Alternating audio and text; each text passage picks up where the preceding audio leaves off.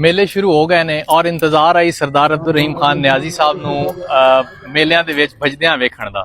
ਖਾਨ ਸਾਹਿਬ ਕੀ ਹਾਲ ਹੈ? ਅਲਹਮਦੁਲਿਲਾ ਜੀ, ਖੈਰੀਅਤ ਨਾਲ। ਅਲਹਮਦੁਲਿਲਾ।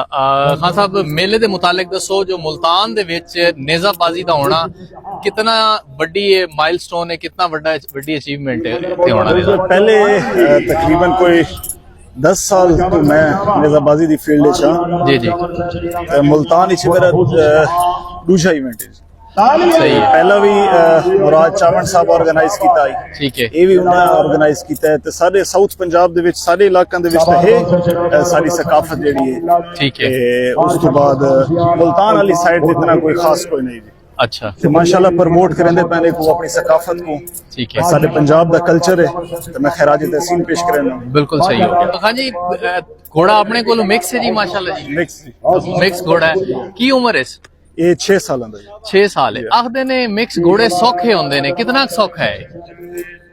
ਸੌਖੇ ਹੀ ਹੋਣ ਤੇ ਮਤਲਬ ਇਹ ਆਸਾਨ ਨੇਜ਼ਾਬਾਜ਼ੀ ਕਰਾਉਂਦੇ ਨੇ?